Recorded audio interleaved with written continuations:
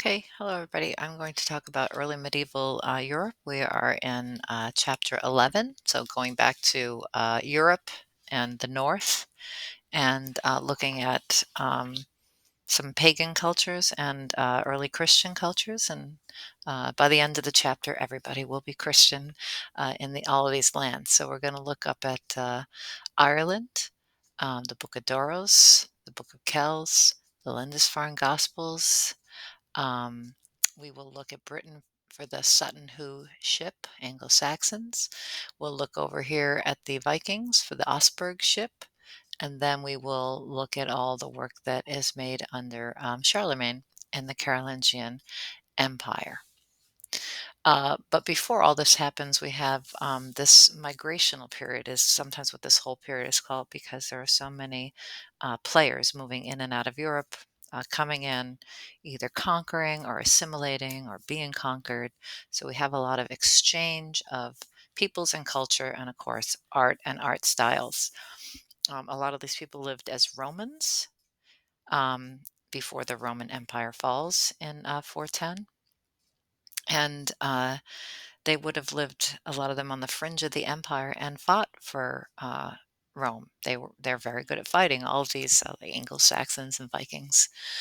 Um, this other group called the Visigoths, which we have seen in the chapter 10, uh, till the Muslims drive them away. At one time, the Visigoths controlled Italy, and they were forced south to Spain until, of course, they were forced out completely. So they were forced out by the Franks, who are a group of people that will eventually become the French, but they're kind of Germanic at this point, and they will rule France, Switzerland, Netherlands, and Italy. So that is a very big territory. Anglo-Saxons will be what we call the English now. They were Roman Britain before they became Anglo-Saxons. Hiberno-Saxons are in Ireland and Scotland. Usually we refer to them as the Irish. And then the Celts also live in places of the British Isles up by Ireland and in France. And then, of course, in the north in Scandinavia, the Vikings hold power. So we start with this wealthy king family, uh, the Merovingians, sorry. And they are a strange group because they, as wealthy as they were, they lived in tents and traveled around, so almost like nomads from different time periods. But they did have very good taste, or lots of luxury items. Here we have a fibulae, which is a pin, like a safety pin that would hold a cloak, and it has an eagle head. And this fish is integrated into the body, which has this interlacing, which is actually called filigree because of the technique used with gold. And so we have this highly decorative, ornate, organic form, right? But very complex. We've seen this in Islamic art, this desire to have these sort of natural forms, but this overlapping and complexity. So this has garnets, gold, the gold filigree, um, and these pins we have seen in other things. This fibulae we saw in the mosaic of Justinian. Justinian wears a gigantic fibulae right here, and his attendants wear fibulae that almost look like clothespins in a way. Um, and in what we would call uh, Great Britain now, we have the Anglo-Saxon ship called Sutton Hoo was found. Anglo-Saxons and Vikings both had ship burials, and of course, not everybody would be able to afford this type of burial. We've seen that in many other cultures too, right? We study, say, mummification or pyramids, but we know that that's not the norm for most people. So this is a ship burial. Anglo-Saxon ship burial, and they would have been buried in mounds called barrows, and we see these here, almost like tumuli, which we saw earlier. Right, so these earth mounds, so you don't just bury it flat, you make a giant earth mound, um, which is you'll know where it is if you're going to go, whatever, worship or bring offerings. But also, the flip side is uh, people who want to rob the precious stuff in there would kind of know where it was if it was sticking out of the ground. So a lot of these are totally um, like emptied out of their treasures. These Anglo-Saxons and Vikings believed you could bring your treasures with you. They were pagan cultures at this time. And so they'd have these burials. Sometimes the burials would be out at sea. They'd set the ship on fire and sail it out to sea. The Vikings like to do that as well. So at Sutton Hoo, though, everything was still intact and it was in great shape. So all this stuff is in a museum, and it's like totally untouched. You can see it almost looks shiny and brand new. So we have this here. It's a purse cover, which would have been on a leather purse. Um, and this technique is called cloisonne. It's a jewelry technique with enamel, and we have little uh, pieces of metal or lead would serve to hold in the color. And this we'll see a very similar technique when we get to the Gothic chapter and talk about stained glass. So this is metal, intricate metal work, like we just saw with the fibulae. And again, we have this abstract interlacing with animal figures. We have a man being attacked by two animals. That's what this guy's is here. Two animals eating his face. Um, so just these giant luxury goods. This is a belt buckle. So you can see even these like practical things are so luxurious. A lot of these might have just been made for somebody's burial, not just to be used in any old place. So we have this, you know what interlacing is. You did it on the discussion board. Um, so we have these interlacing here, but these are knots. Um, and they pass over and under, as most of you were talked about, like weaving and things like that. So that is correct. It is supposed to look as if it's intertwined like thread. And all of this stuff was found in there. They have these bowls from Egypt were found, so we know that whoever was there would have been well traveled, maybe even in trade might have been the business, and coins from all different locations. And of course, a helmet, a terrifying helmet if you're going to scare everybody. Then another ship we look at is the Osberg ship. So this ship, the Sutton Hoo was so disintegrated they couldn't put it back together again, but the Osberg ship was put back together again. So this is way up north. It was found another ship that was buried, but unfortunately it had already been robbed when it was found in 1904. But they did find the corpse of two women of different ages. One was about 70 and one was about 50. So she may have been the servant being buried along with her person to accommodate her in the afterlife. We saw that on the Stela of Hegeso way back in ancient Greece. So this is a thing. If you can take all your stuff with you, well, you take the people you own too, unfortunately. Um, uh, and the other thing that was found was a wheeled cart, and that's kind of an unusual find for the Vikings. 14 horses, 3 dogs, and an ox. So none of the remains were stolen, just the goods. So this is a pretty elaborate burial. I think this could, a ship takes a lot to do to make. Of course, not as much as a pyramid, but there's very similar um, things with this, the luxury, the circumstance, the wealth you would have had to have this type of burial. And then, of course, the mound would be sort of like your status, like sticking up off the ground, similar to a pyramid. So here's a cart, and here's the ship before they put the wonderful finials back in, which I think kind of makes it. You can tell it's Viking just from that. Like if you saw this coming at you over the water, like out of the fog, how scared you might be. And then some of the what we call like ship furniture um, was still intact as well. So this snake head with the interlacing.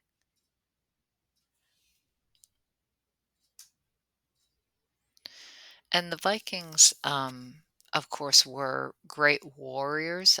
They weren't maybe very ethical about the things they did. They like to pillage and conquer in a brutal, brutal way. Um, Terrible treatment of women. Um, but they did have this.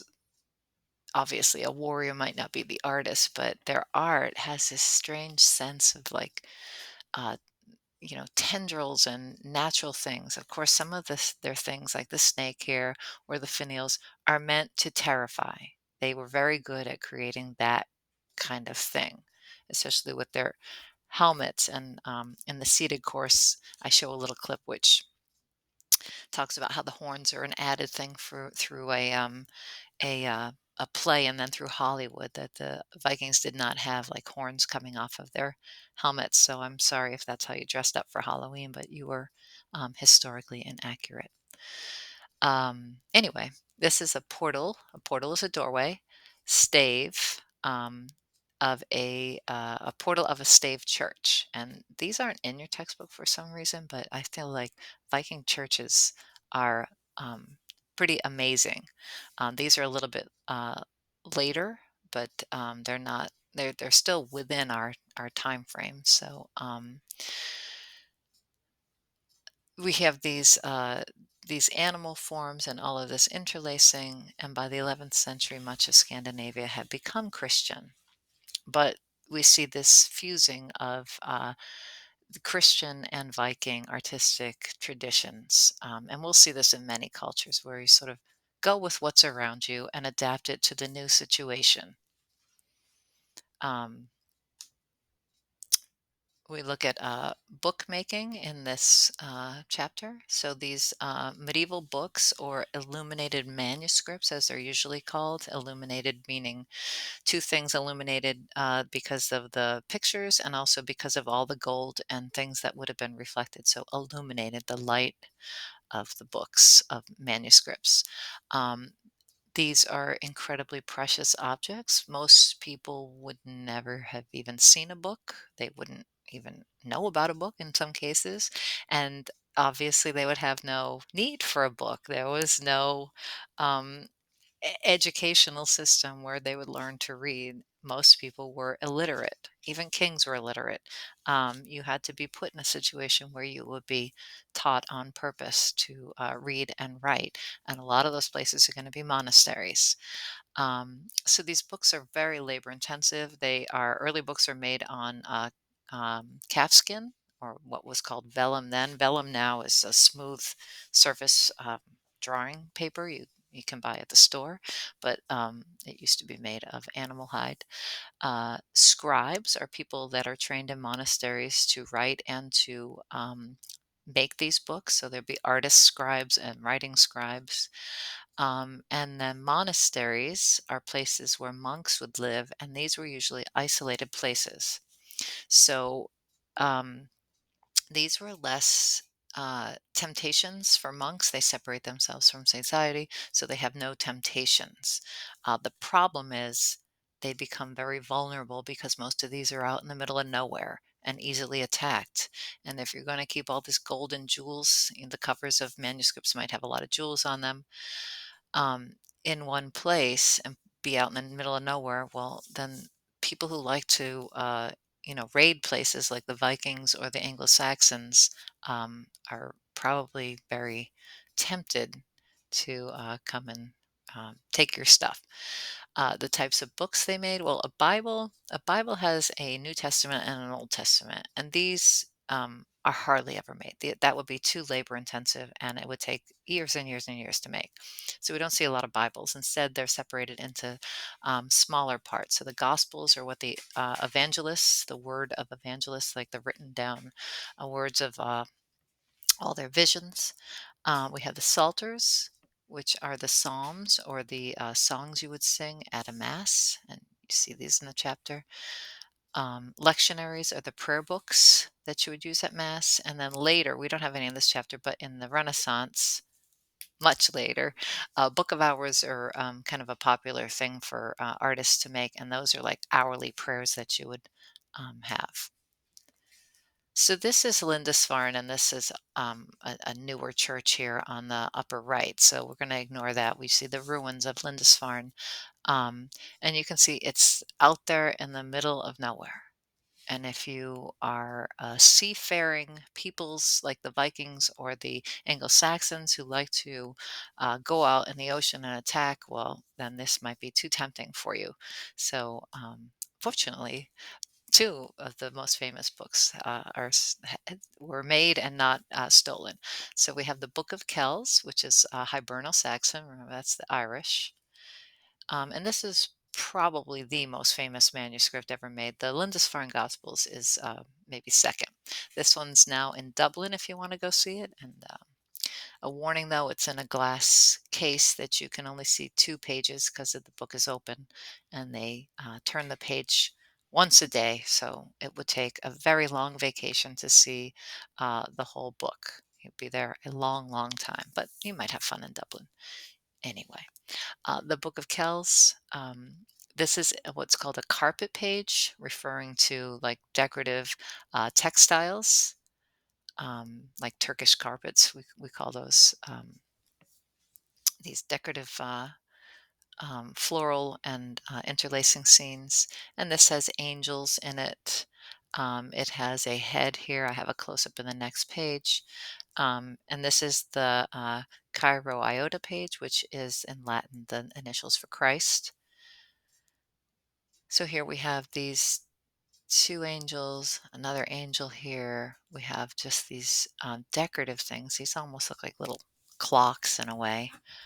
This incredible interlacing with gold, and then we have this head at the end of the letter.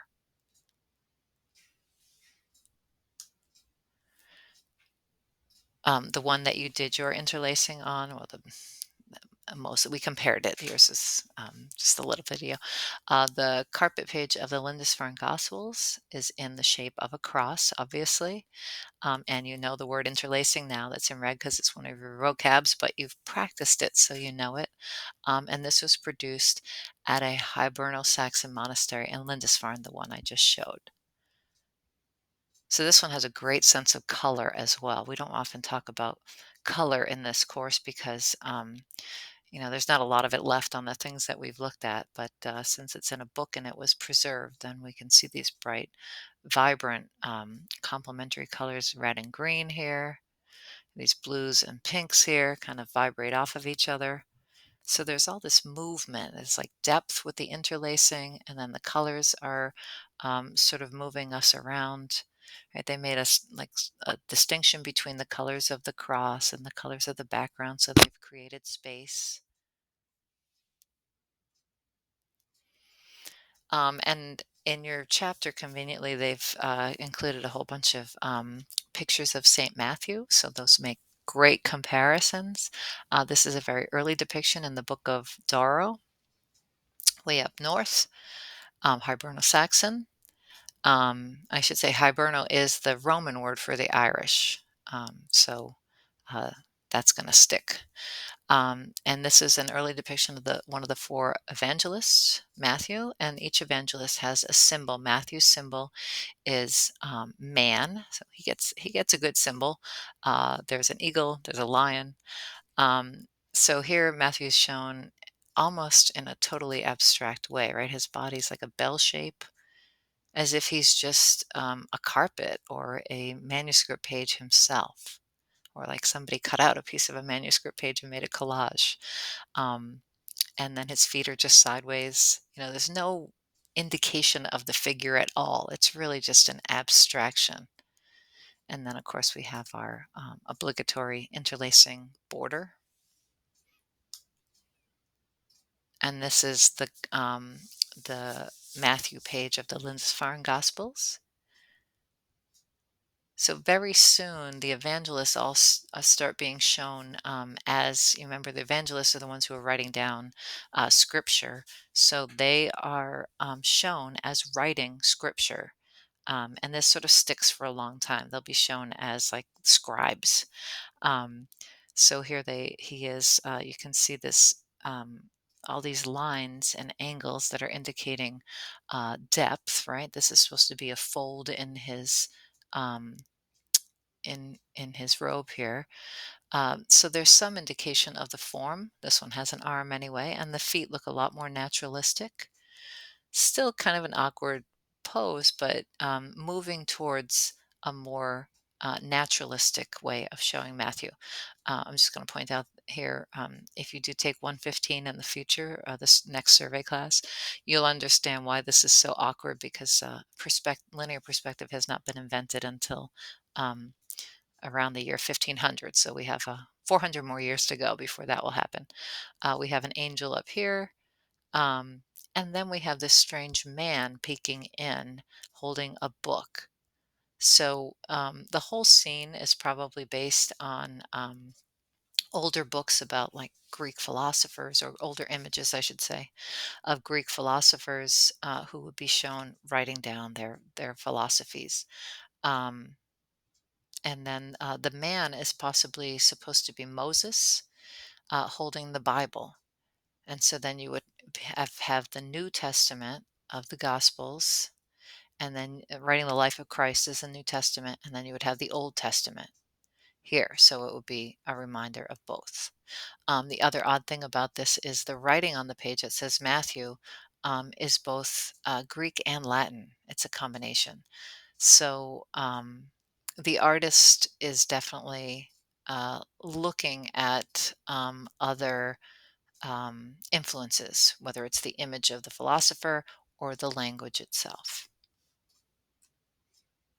And then we have later in the chapter, and I'll come back to this, we have the Gospel book of Charlemagne, where we had the Book of Doro, where it's totally abstract. Then we have the Lindisfarne here on the right, which is, um, a little bit more naturalistic, although it's sort of based on a lot of lines still. And then we have this almost modeled figure, right? Naturalistic proportions, if not maybe even like a little bit bigger, idealized. The feet look nearly naturalistic. And then we have this desire for this shading and modeling to make the figure look 3D. This one's also in a landscape. So creating an area of space, a realistic area, not just a flattened this angel's just here, and then there's writing, so you're not going to think it's an illusion of space. There's a try to create a little bit of space, but this is obviously a lot more space. It's a landscape. And then this guy goes in between the Charlemagne chapter, or the Charlemagne Matthew, and the Lindisfarne.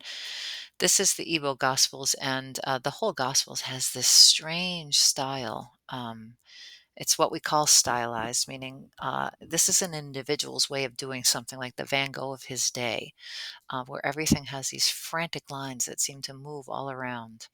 Um, it's just incredible that at this point, an artist would have been allowed to do this, but it might go with the whole idea of trying to create this urgency with people to like come back to the church or come to church, or for Matthew himself to get down the word of God.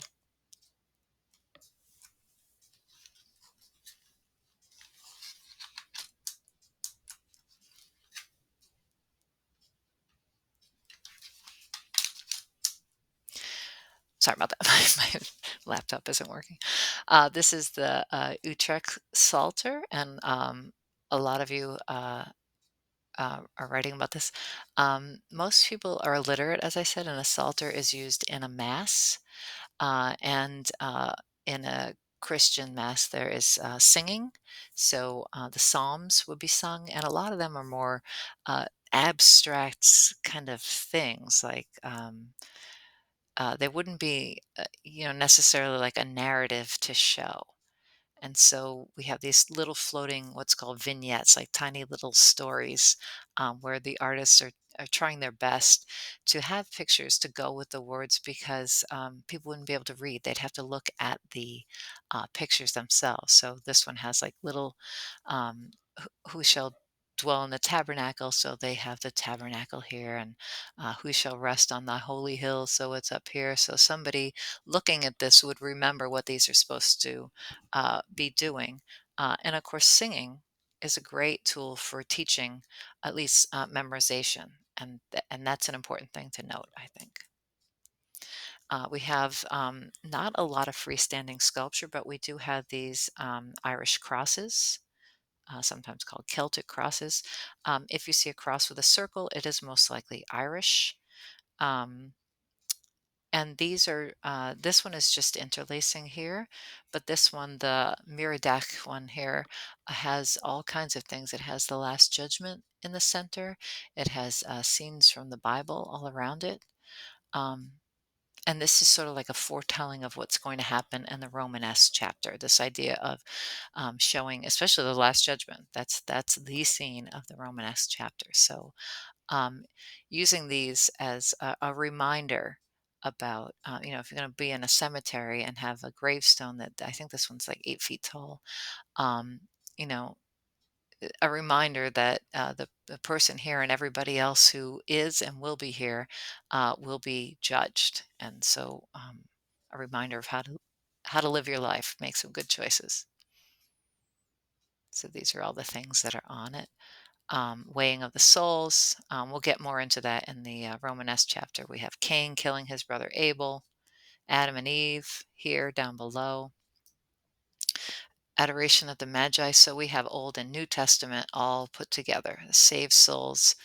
This whole part here is we have the damned on Christ's left and the saved on his right. And that is a convention, remember that word, that is going to stick. Every work of art will see, not that they invented it, but this is just, this is the way it is in Christian art. We did see this church in the last chapter.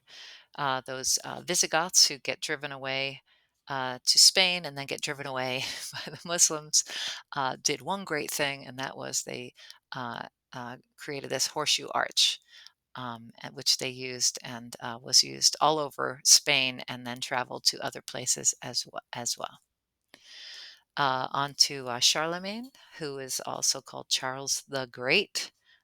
He is a Frenchman, well, what would become French. He's a Frank. His Latin name was Carolus Magnus, or Magnus, sorry, which Carolus is the name of the whole time period, the Carolingian period, which is what is started with Charlemagne and then continues for quite a while. He rules for, I think, 36 years. Um, and he's considered to be the first Holy Roman Emperor. He went to get coronated by the Pope. Is set on Christmas Day. And he sought to revive the glory of early Christian Rome. And you can see some of you are writing about this as an equestrian statue comparison. He is definitely looking at Roman things. He went to Rome. He would have seen Roman things. An equestrian statue is often shown with the um, emperor sort of like leading or coming back to town, having defeated the enemy. And here we see Charlemagne riding into town with the orb of the earth, right? So he's a holy man, coronated as the Holy Roman Emperor. And this tradition will continue. There will be Holy Roman emperors who will fight the Holy Roman fight in the Crusades as well.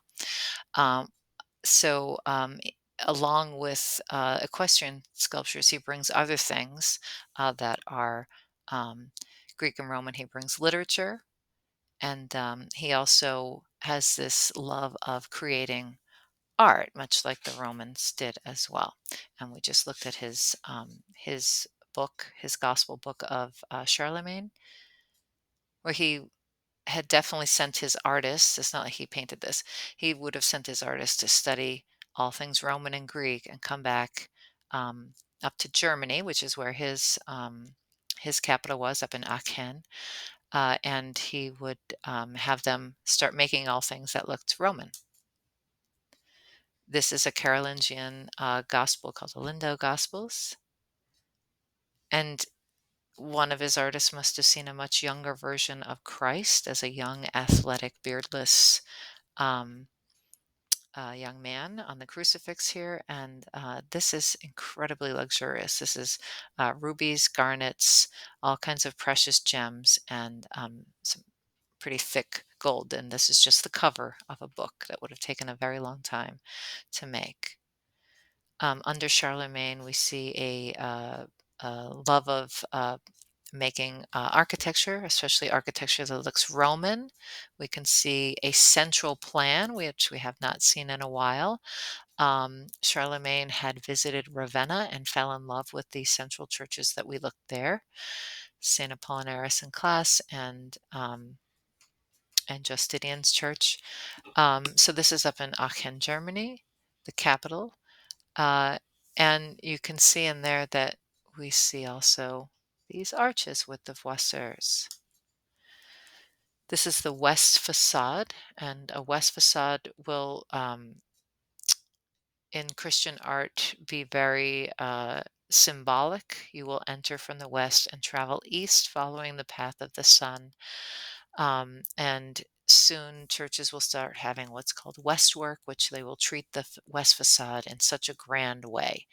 Um, but this, his church is the first vaulted medieval structure north of the Alps. So he is bringing the Roman style up to Germany. And if you take Art 115, the next survey, you'll see there's another German, Albrecht Dürer, who will do the same thing during the Renaissance. He'll go down to Italy and bring back the Renaissance to Germany, which sort of lags behind in style for most of art history. So here you can see the Roman arches being used, the dome, and this is Charlemagne's throne here. It's said that he has a very simple throne for a simple ruling man, even though um, he was very wealthy and powerful. But here you can see he's where his throne would look over the whole church, right? He's literally up above the people.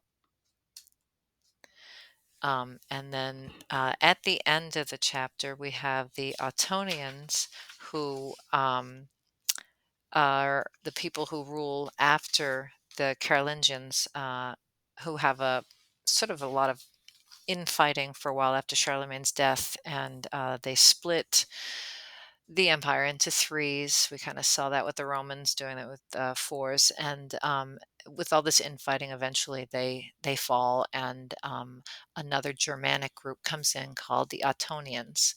Um, and they also like the idea of continuing this Roman tradition. So we have this is St. Mike's or St. Michael's in Hildesheim, Germany, and this is built by Bishop Bernward, who was the tutor to the Emperor Otto III. And we do see some very wealthy bishops uh, commissioning things or building things, getting the money for things from other places as well. And we'll see this in the Gothic age um, with Abbot Suger in the future.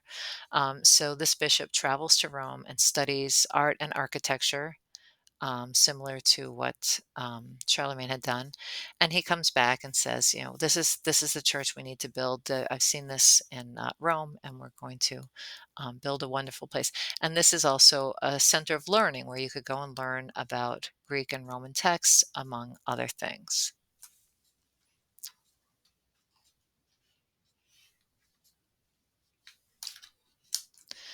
So this is a Latin cross plan, as you can see, and it has a very large apse, and it has double transepts. Transept is the crossing part, the part that makes it into a cross. So it's not truly a Latin cross because of the extra transept. But this one here is not, um, it seems to be um, kind of the opposite of what we expect. The entrances are on the sides. All right, but here you see this giant barrel vault, but this is not quite a true barrel vault. It has the arches for the height, but it has a flat roof. So we're not there yet, but still this colonnade of arches, and the roof line is extended up for more windows to let in the light. And we're going to see this um, as an architectural feature that um, many Romanesque and Gothic artists will try to get more and more light. That will be the goal.